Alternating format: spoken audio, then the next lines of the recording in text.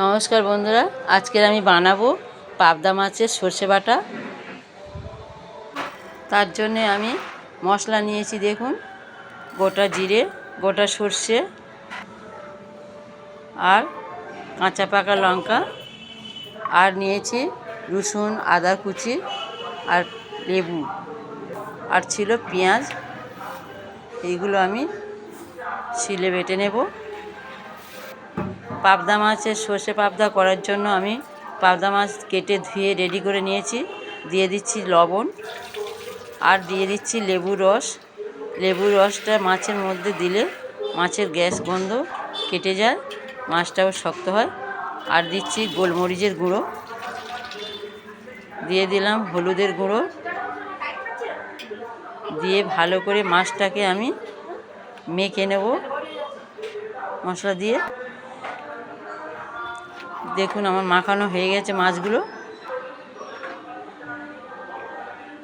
এইবার আমি এই মশলাগুলো শিলে বেটে রেডি করব।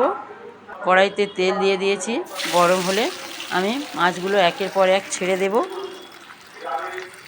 দিয়ে ভালো করে আমি এপিট ওপিট করে ভেজে নেব।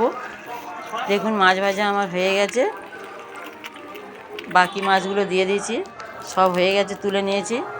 তেল দিয়ে গোটা জিরে দিয়েছি, তার মধ্যে পেঁয়াজ দিয়ে ভালো করে পেঁয়াজটা লাল লাল মতো হলে আমি এর মধ্যে দিয়ে দেব সামান্য রসুন, একটু লবণ, হলুদ, লঙ্কার গুঁড়ো দিয়ে ভালো করে নাড়িয়ে নিয়ে আমি অল্প একটু জল দিয়ে মশলাটা কষিয়ে নেব। মশলা কষানো হয়ে গেছে। এবার আমি কম পরিমাণে জল দেব, কারণ সর্ষে পাবদাতে বেশি জল দিলে ভালো টেস্ট হয় না। এরপরে আমি শিল ধোয়া জলটাও দিয়ে দিলাম, মশলা বাটা দিয়ে দিলাম।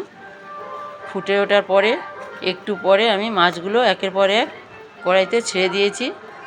দেখুন, আমার সর্ষে পাবদা রেডি হয়ে গেছে। কেমন হয়েছে রেসিপিটা? ভালো লাগলে অবশ্যই করে কমেন্ট করবেন, পাশে থাকবেন, সাবস্ক্রাইব করবেন, লাইক করবেন। ধন্যবাদ।